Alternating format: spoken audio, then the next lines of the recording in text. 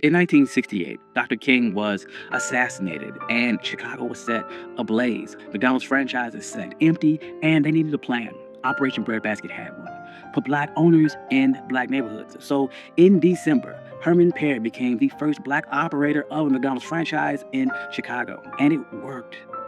More black operators followed, and a pipeline was created. But there was a catch. McDonald owned the land, they set the fees, and they picked your lots. So join us today while we talk about how McDonald's created a black franchise empire and everything that it cost. I'm your host, Country Boy. This is One Mic Black History, and if you like stories like this, you can find more stories like this at onemichistory.com. But without further ado, let's get started. After World War II, America built a new life around cars and suburbia and highways. Interstates cut through black neighborhoods, urban renewal cleared blocks in the name of progress, banks drew red lines on maps around black homes, and the GI Bill helped white veterans buy homes and businesses at a greater clip than their black counterparts. As factories left the city, steady jobs left too. White flight followed, and with that went supermarkets and many white-owned stores. By the mid-60s, a lot of black neighborhoods had fewer jobs, fewer full-service grocery stores, and very little new investment. During this same time, franchisees loved this new America. They had simple menus, fast service, and big parking lots off the highway. Chains like Holiday Inn, Hojo, and new burger brands were built for drivers and suburbia. So in 1956, McDonald's finance chief Harry Sunborn created the Franchise Realty Company. The company would own the land and the building, and operators would run the store, pay a fee, and rent. That meant steady profits for McDonald's even when the store struggled. Most of the risk sat with the owner. Training got standardized at Hamburger University, and ads were funded through a national pool of operators. The model was simple, tight, and built to scale. So black consumers and leaders weren't silent. Since the 1930s, don't buy where you can't work turned shopping into leverage. The Civil Rights Act of 1964 opened lunch counters, but it didn't open bank vaults. In Chicago, Operation Breadbasket used selective patronage to push grocers, bottlers, and phone companies to hire black workers, place contracts with black firms, and deposits in black banks. Johnson Publishing, Ebony, and Jed featured black buying power and sold the vision of how to reach it. The Kerner Commission in 1960 told the country that America was moving towards two separate societies and called out the media for how it pictured black life.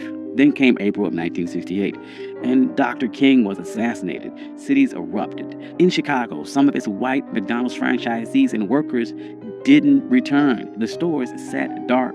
McDonald's leaders met with Operation Breadbasket tied to the Southern Christian Leadership Conference.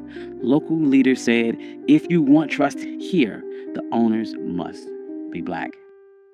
That same year, Harry Petty took over the Woodlawn store in Chicago's South Side and reopened it December 21st, 1968, as the first black McDonald's franchise. He was trained at Hamburger University, and the company helped him finance, allowing for zero partnerships where needed, and appointing small business administration loans. McDonald even donated the first day's profit from Petty's store to the Southern Christian Leadership Conference, tying the brand to Dr. King's dream.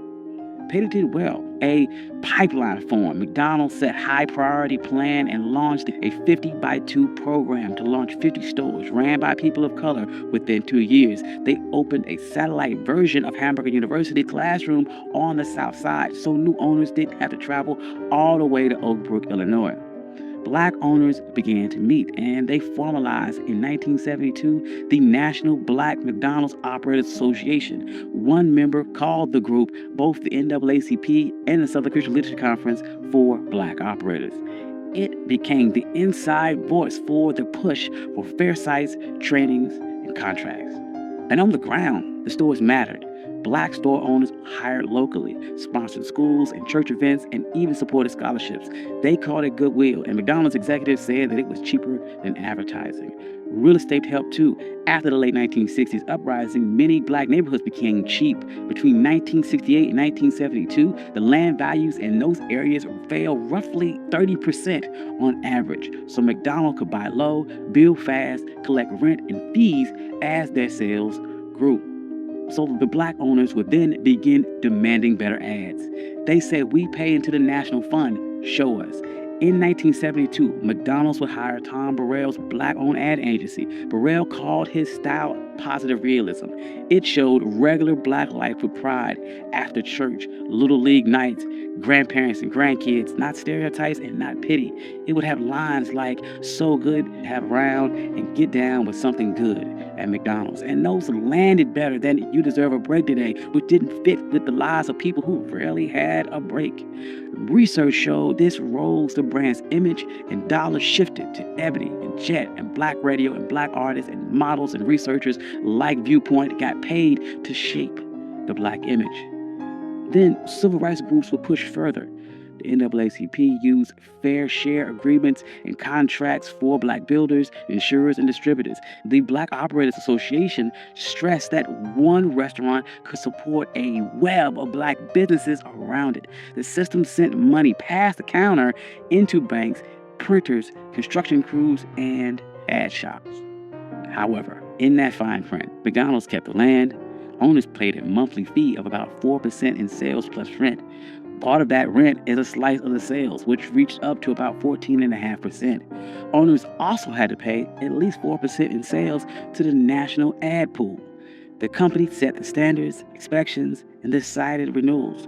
That is why many owners call themselves captive tenants. In plain words, you ran the store, but the company owns the ground and sets the rules. So site placement became a fight.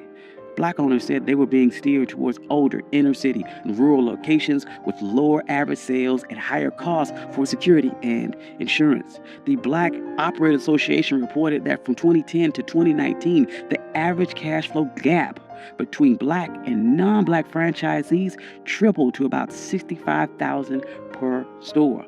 And as health debates grew, fast food filled spaces that supermarkets left. But that heavy concentration of chains in poor, segregated areas linked them to higher rates of obesity and diabetes. Some cities saw protests and asked for more fresh food access and more corporate responsibility. Recently, these tensions have bubbled to the surface.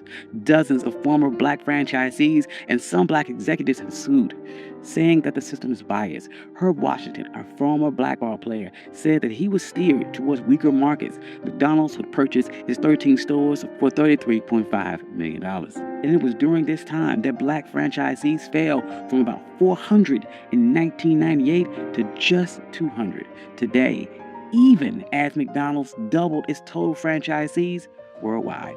So why does any of this matter?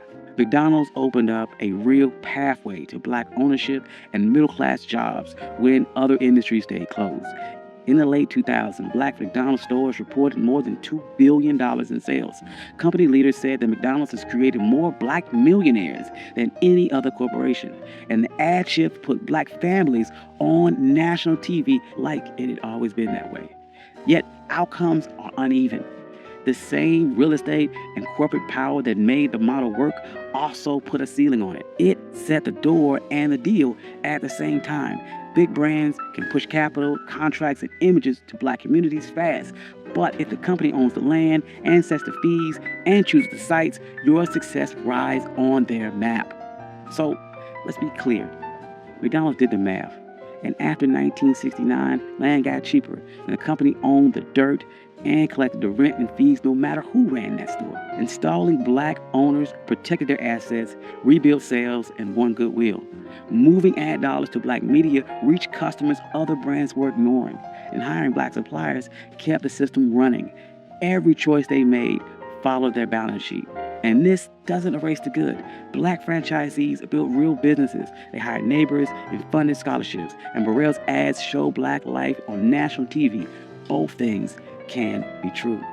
But if we want real ownership, We got to follow the money. Who owns the land under the store? Who owns the corners? Which banks write the loans? Which agencies control the ad budget? And which suppliers get the contracts? These are the answers that decide whether a franchise is built on freedom or just ransom. Thank you. This has been One My Black History. I'm your host, Country Boy, and this is how McDonald's built a black franchise empire.